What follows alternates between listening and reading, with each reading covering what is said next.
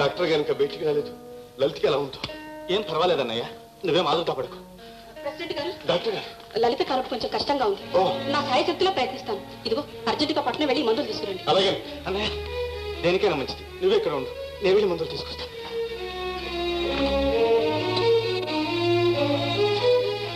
President గారు, సీతమ్మ గారు ప్రశ్నించారు. మగపిల్లవాడు.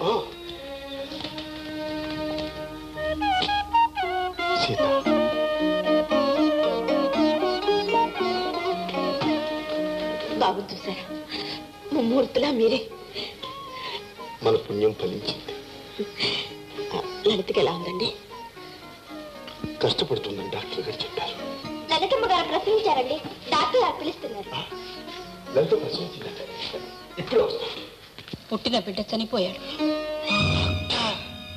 కానీ ఎంత ప్రయత్నం చేసినా లలితకి ఇంకా స్పృహ రాలేదు. ఆమె పరిస్థితి ఏ విధంగా మారుతుందో నేనేమీ చెప్పలేను. డాక్టర్ గారు, లలితను ఎలాగైనా రక్షించండి. డాక్టర్ గారు రక్షించండి.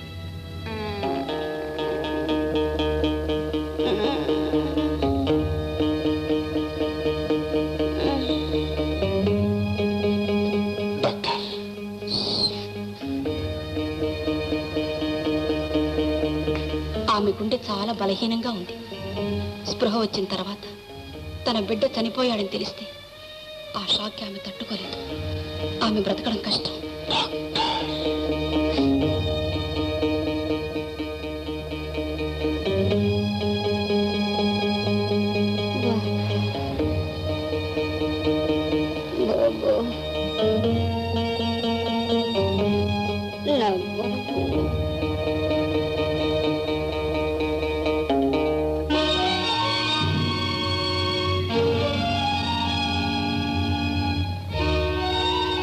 ఆమె గుండె చాలా బలహీనంగా ఉంది. స్పృహ వచ్చిన తర్వాత తన బిడ్డ చనిపోయాడని తెలిస్తే ఆ షాక్కి ఆమె తట్టుకోలేదు. ఆమె బ్రతకడం కష్టం. లలిత మరణించడానికి వీల్లేదు. లలిత మరణించడానికి వీల్లేదు.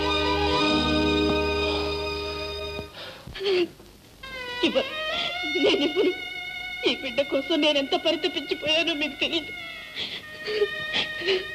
అమ్మా అని పిలిపించుకోవాలని ఇన్నేళ్లు ఆ భగవంతుని పూజించి సంపాదించుకున్నవారు నా సర్వస్వం అండి వీడు.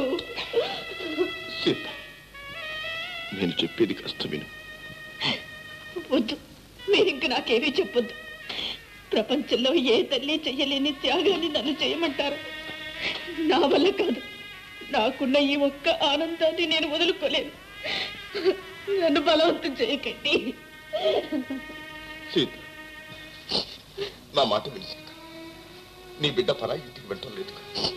నీ ఇంట్లోనే నీ కళ్ళ ముందే ఉంటాడు. ఈ మాత్రం త్యాగం చేస్తే నీకు లలిత ప్రాణం కాపాడిన పుణ్యం కూడా దక్కుతుంది సీత. నన్ను క్షమించండి. వీడు నా కొడుకని మనకొక్కళ్ళకే కాదు, ఈ ప్రపంచానికి అంతా తెలియాలి. ఈ బిడ్డ నాకు పుట్టిన కొడుకని అందరూ గుర్తించాలి. ఒక కొడుకుని కన్నా తల్లిగా నన్ను గౌరవించాలి. వీడి చేత అమ్మా అని నేను నోరారా పిలిపించుకోవాలి. అయితే నీ చెల్లెలు లలిత మరణించినా పర్వాలేదంటావా సీత? వేణుని కూడా నీ కొడుకులాగే పెంచావు.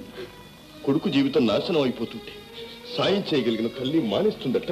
చెప్పు సీత, తన బిడ్డ చచ్చిపోయినట్టు తెలిస్తే ఆమె బ్రతుకుదని డాక్టర్ చెప్తున్నారు. ఇంకా పరిస్థితి నువ్వే ఆలోచించు. కడుపు తీపి కన్న తల్లికే తెలుస్తుంది కానీ మీకు అర్థం కాదు. నేను కన్న కొడుకుని నా కొడుకు కాడని చెప్పుకుంటూ నన్ను ఎలా బ్రతకమంటారు? త్యాగం అనే పేరుతో నన్ను ఎందుకు ఇలా చిత్రాలు చేస్తారు? భగవంతుడా, నేనే పాపం చేశానని ఇలా శిక్షిస్తున్నా. సరే, నీ మనస్సు నేనేమీ బాధ పెట్టదలచలేదు. ఎలా రాసి పెట్టుంటే అలా జరుగుతుంది. నా బాధంతా వేణుగతి ఏమవుతుందోనని. ఆగండి. లలితకి ఏదైనా అయితే వేణు భరించలేడు. నా వేణు బాధపట్టు నేను చూడలేను. ఆది నుండి అవమానాలు సహించి బాధలు భరించిన దాన్ని నేను. ఈ బాధలు కూడా నన్నే భరించనివ్వండి. తీసుకెళ్ళండి, బాబు తీసుకెళ్ళండి.